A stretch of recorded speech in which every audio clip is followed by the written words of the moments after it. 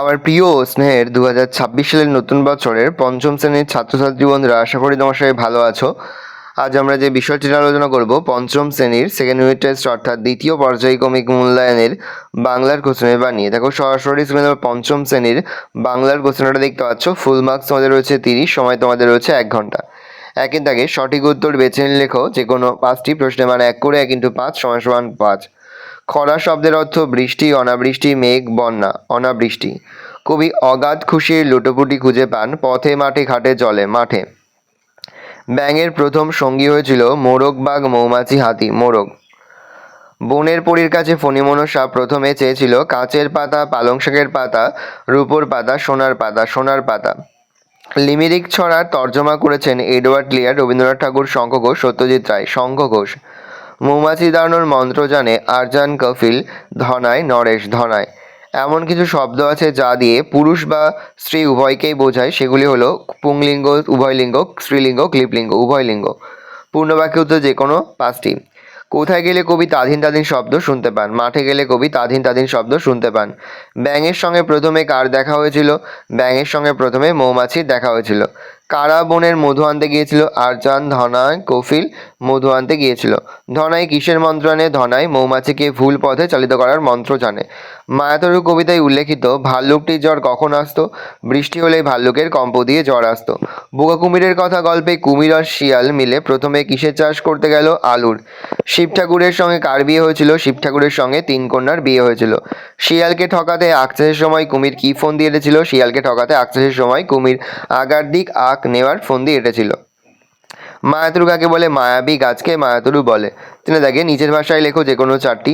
মধু কাটতে 3 জন লোক চাই, 3 জন লোক কি কাজ করে? মধু কাটার ক্ষেত্রে প্রথমে এমন একজনকে চাই যে চট মুড়ি দিয়ে গাছে উঠে চাক কাটবে। দ্বিতীয়ত আরেকজনকে চাই যে লম্বা কাঁচা বাঁশের মাথায় মশাল জেলে ধোঁয়া দিয়ে মৌমাছি দাঁড়াবে।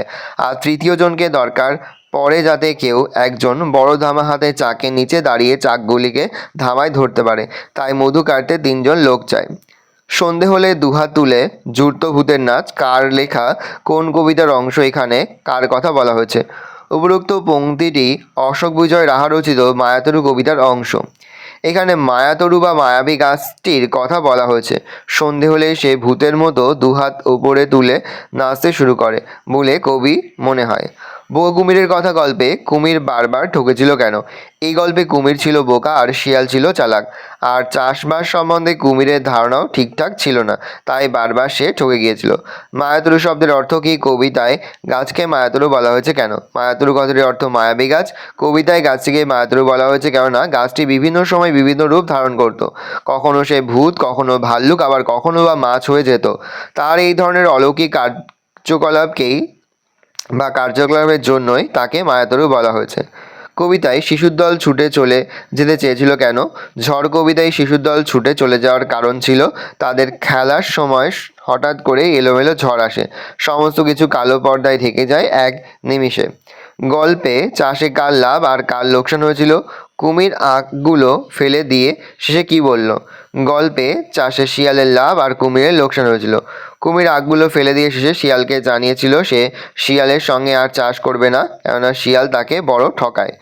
বৃষ্টি পড়ে টাপুর টুপুর কবিতায় কোন কোন কাল্পনিক চরিত্রের নাম করা হয়েছে? বৃষ্টি পড়ে টাপুর টুপুর কবিতায় সুয়োরানী, দুয়োরানী, কঙ্কাবতী এই 3টি কাল্পনিক চরিত্রের নাম করা হয়েছে। 4 দাগে নিচের প্রশ্নগুলির উত্তর দাও যে কোনো 2টি। প্রশ্নের মান 2 করে 2 × 3 = 6। ক্লিপলিঙ্গের সংজ্ঞা সহ উদাহরণ দাও। যে শব্দের দ্বারা পুরুষ বা নারী কাউকেই বোঝানো হয় না তাদের ক্লিপলিঙ্গ শব্দ বলে, যেমন টেবিল। বচন বলতে কি বোঝো? বাংলায় বচন কত প্রকার ও কি? প্রত্যেক ক্ষেত্রে 2টি করে উদাহরণ দাও। কোনো প্রাণী বা বস্তুর সংখ্যা বা পরিমাণ সম্বন্ধে যে চিহ্ন কোনো ধারণা দেয় তাকে বচন বলে। বাংলায় বচন 2 প্রকার, এক বচন ও বহু বচন। এক বচন ছেলে, মেয়ে, ছাত্র। বহু বচন মেয়েরা, ছাত্রদল। লিঙ্গ পরিবর্তন করো। নায়ক, পাঠক। নায়ক, নায়িকা, পাঠক, পাঠিকা। লিঙ্গ পরিবর্তন করো। সাহেব, কবি। সাহেব, মেম, কবি, মহিলা, কবি। বচন পরিবর্তন। লোকটি, বন্ধু। লোকটি, লোকগুলি, বন্ধু, বন্ধুরা। পত্র রচনা করো। বার্ষিক পরীক্ষার ফলাফল জানিয়ে পিতার কাছে পুত্রের পত্র। শ্রী চরণশ্রী বাবা লেখা শুরু করবে। আমার প্রণাম নিও। মাকেও প্রণাম জানাবে। ছোট ভাইকে ভালোবাসা জানাবে। আজই আমাদের বার্ষিক পরীক্ষার ফলাফল বেরিয়েছে। তোমরা শুনলে খুশি হবে যে আমি পরীক্ষায় 2য় স্থান অধিকার করেছি। যে প্রথম হয়েছে সে আমার চেয়ে মাত্র 3 নম্বর বেশি পেয়েছে। এই সামান্য নম্বরের জন্য প্রথম হতে পারিনি বলে প্রথমে মনটা আমার একটু খারাপ হয়েছিল। ঠিক করেছি এবার থেকে আরও ভালোভাবে পড়াশোনা করব। ষষ্ঠ শ্রেণীর বুক লিস্ট হাতে পেয়েছি, সব বই স্কুল থেকে দেবে, তবে খাতা কেনার জন্য এ মাসে কিছু বেশি টাকা পাঠিও। তুমি, মা আর ভাই ভালো থেকো। ইতি। তোমার নিজের নাম লিখবে আর এদিকে তোমাদের বাড়ির ঠিকানাটা বসাবে। অথবা দিয়ে রয়েছে শারীরিক অসুবিধার জন্য বিদ্যালয়ে অনুপস্থিতির কারণ জানিয়ে প্রধান শিক্ষক মহাশয়ের কাছে পত্র।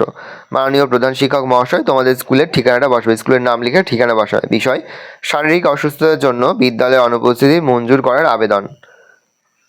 মহাশয়, আমি আপনার বিদ্যালয়ের এখানে তোমরা লিখবে পঞ্চম শ্রেণীর বিভাগ কয়ের একজন ছাত্র হলে ছাত্র, ছাত্রী হলে ছাত্রী, নিজের নাম লিখবে। গত এত তারিখ থেকে এত তারিখ পর্যন্ত শারীরিক অসুস্থতার জন্য বিদ্যালয়ে অনুপস্থিত ছিলাম, প্যারা চেঞ্জ করে লিখবে উক্ত অনুপস্থিতিগুলি মার্জনা করে আমাকে বাধিত করবেন। ইতি দিয়ে আপনার একান্ত অনুগত ছাত্র হলে ছাত্র, ছাত্রী হলে ছাত্রী লিখে নিজের নাম আর যে ক্লাস, রোল নাম্বার এগুলো লিখবে আর এদিকে তোমরা তারিখটা বসাবে।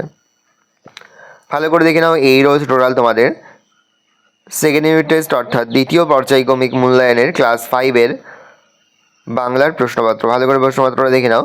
আশা করি ভিডিওটা ভালো লেগেছে। ভিডিওটা ভালো লাগলে ভিডিও লাইক করে ধরুন। আমার নতুন হওয়া তাহলে সাবস্ক্রাইব প্রেস করে পাশে বেল আইকন প্রেস করে নতুন কোনো ভিডিও আপলোড করি সবার ফার্স্ট নোটিফিকেশন তোমরা পেয়ে যাও। আর এই ভিডিওটি তোমার বন্ধু বান্ধবী আত্মীয়স্বজন সবার মধ্যে কিন্তু অনেক শেয়ার করে দেওয়া। বছর ক্লাস 5-এ পড়ছে, আমরা কিন্তু ইতিমধ্যেই ক্লাস 5-এর প্রতিটি বিষয়ের সিলেবাস, প্রশ্ন এবং নমুনা প্রশ্নপত্র কিন্তু আপলোড করে দিতে আমরা এখনও পর্যন্ত সেই ভিডিওগুলো না দেখে থাকো, ভিডিওগুলো কিন্তু তাড়াতাড়ি তোমাদের সকলকে জানাই আগাম পরীক্ষার অনেক শুভেচ্ছা এবং অভিনন্দন। আশা করি সকলের পরীক্ষায় খুব ভালো হবে।